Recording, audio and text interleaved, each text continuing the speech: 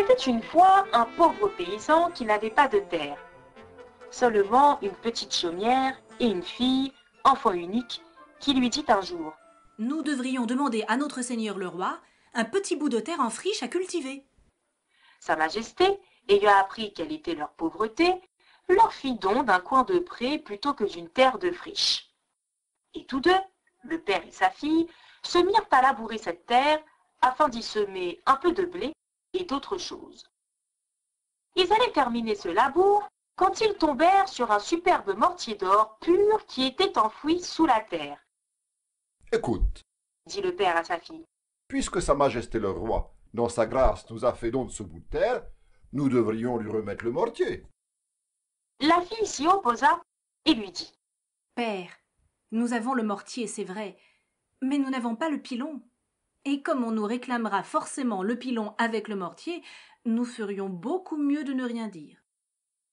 Le père ne voulut rien entendre, prit le mortier et le porta à Sa Majesté le roi, en lui disant qu'il avait trouvé cet objet dans son bout de pré en le labourant et qu'il voulait le lui offrir comme un respectueux témoignage de sa reconnaissance. Le roi prit le mortier, l'examina avec satisfaction. Oui, c'est une bien belle pièce. Tu n'as rien trouvé d'autre? Non, Majesté, Et où est le pilon? je ne l'ai pas trouvé, Seigneur. Allons, l'homme. Là où est le mortier, là se trouve forcément le pilon. Non, Majesté, il n'y avait que le mortier. Ne joue pas au plus fin avec moi. Ce que tu as trouvé sur mes terres me revient. Tu dois me le restituer intégralement. Mais, sire, je vous assure, le pilon n'y était pas. Mais le paysan eut beau affirmer et soutenir qu'il ne l'avait pas trouvé. Cela ne servit pas plus que s'il eût jeté ses paroles au vent. Bien. Mettez-moi cet homme au frais entre quatre murs. La mémoire finira bien par lui revenir. Et il fut arrêté et jeté en prison, où il devait rester tant que le pilon n'aurait pas été retrouvé.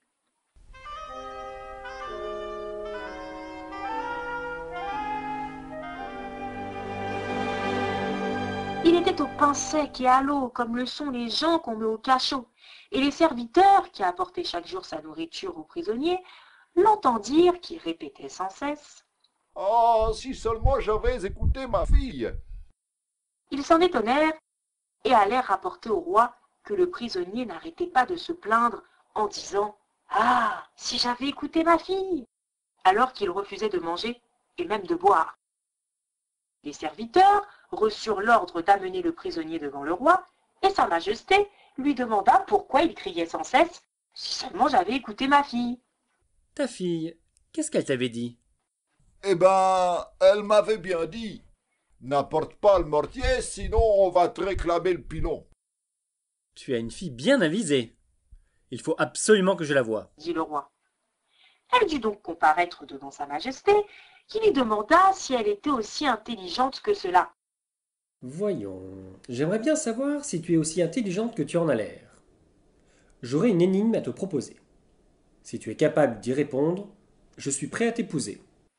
Elle répondit aussitôt: Oui, sire, je veux bien résoudre l'énigme. Bien. Je t'épouserai si tu peux venir chez moi ni habillé, ni nu, ni à cheval, ni en voiture. Ni à pied, ni par la route, ni en dehors de la route. Elle s'en alla et, une fois chez elle, se mit nue comme un verre. Ainsi, elle n'était donc pas habillée. Elle prit alors un filet de pêche dans lequel elle se mit et s'enroula. Et ainsi, elle n'était pas nue.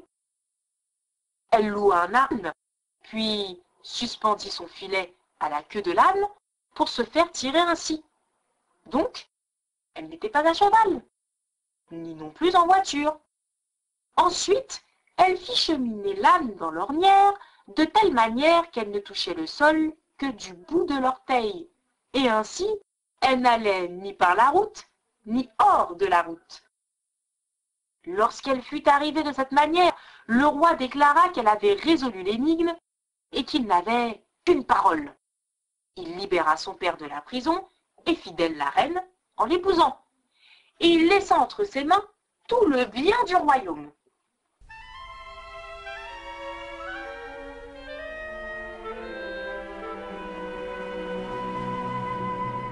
Des années plus tard, un jour que le roi allait passer ses troupes en revue, il se trouva que des paysans, revenant de vendre leur bois, s'arrêtèrent avec leurs chariots et leurs charrettes devant l'entrée du château, sur la place.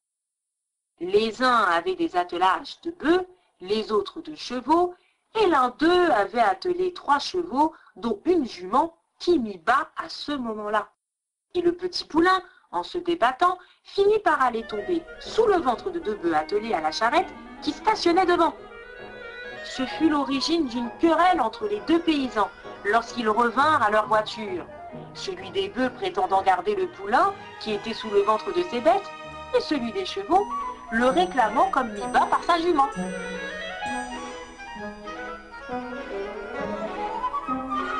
Des cris aux invectives, des invectives aux coups, la dispute s'envenima et fit un tel tapage que le roi dut intervenir et déclara qu'où était le poulain, là il devait rester. Décida ainsi que le paysan au bœuf aurait à lui ce poulain, qui pourtant n'était pas à lui. L'autre paysan, celui aux chevaux, s'en alla en pleurant et en se lamentant de la perte de son poulain. Et comme il avait entendu dire que la reine avait le cœur charitable, elle, qui était d'origine paysanne au surplus, il alla la trouver pour lui demander son aide et la prier de faire qu'il pût rentrer en possession de son poulain. « C'est possible, Lui dit-elle. à condition que tu ne me trahisses pas. Voilà ce qu'il faut faire. Demain matin, de bonne heure, quand le roi sortira pour passer sa garde en revue, tu te tiendras sur son passage, en travers du chemin qu'il doit emprunter. Tu auras un grand filet de pêche que tu jetteras et retireras comme si tu pêchais dans l'eau et que ton filet était plein de poissons. » Elle lui dit également ce qu'il lui faudrait répondre aux questions que le roi ne manquerait de lui faire poser. Le lendemain, donc, quand passa le roi, le paysan était en train de pêcher sur le sec, lançant son filet et le ramassant pour le secouer avec tous les gestes du pêcheur heureux. Un messager fut dépêché vers ce fou pour lui demander, de la part du roi, quelle était son idée. « Je pêche. » fut sa réponse. Le messager ne manqua pas de lui demander comment il pouvait pêcher puisqu'il n'y avait pas d'eau. « Puisque 2 bœufs peuvent avoir un poulain, on peut bien pêcher où il n'y a pas d'eau. C'est bien ce que je fais. » répondit le paysan. Le messager rapporta ces paroles au roi, qui fit venir le paysan. « Tu n'as pas trouvé cela tout seul, » dit le roi. « Qui te l'a soufflé ?»« Personne, Majesté. » Allons, je ne suis pas stupide. À qui vas-tu faire croire que cela vient de toi? Quelqu'un t'a conseillé, de toute évidence. »« Dieu me garde, Majesté. Je vous jure que ça vient de moi. » On le coucha sur une botte de paille et on le bâtonna si longtemps et si durement Aïe! Ouh! Assez, je vous en supplie. qu'il finit par admettre. C'est la reine qui m'a aidé. C'est elle qui m'a tout dit. Le roi, dès qu'il fut de retour au château, alla trouver la reine et lui dit. Comment peux-tu être aussi fourbe? Je ne veux plus de toi comme épouse. Tu as fini ton temps ici. Retourne d'où tu viens, dans ta chaumière.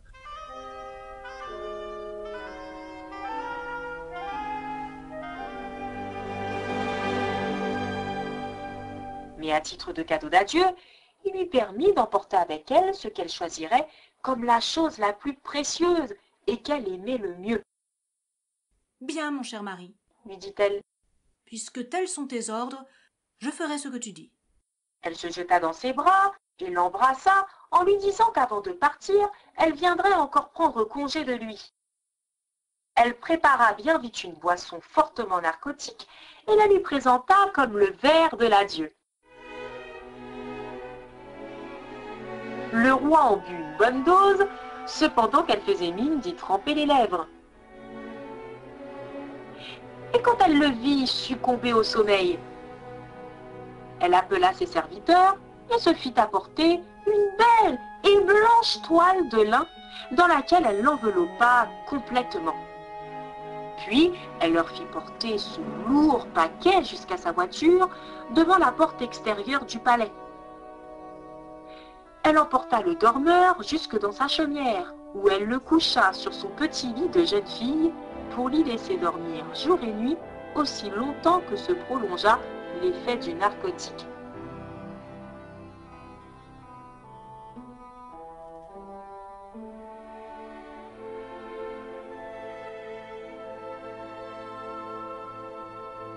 Lorsqu'il se réveilla, il regarda avec stupéfaction autour de lui, ne comprenant ni où il se trouvait, ni ce qui lui arrivait.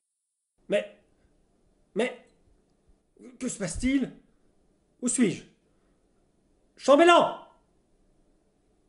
Garde! Mais personne ne vint et nul ne répondit.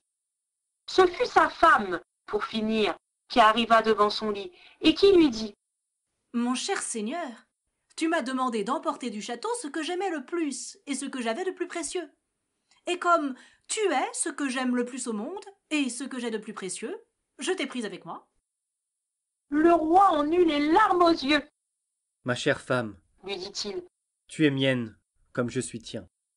Il la ramena dans le château royal pour y célébrer de nouvelles noces avec elle.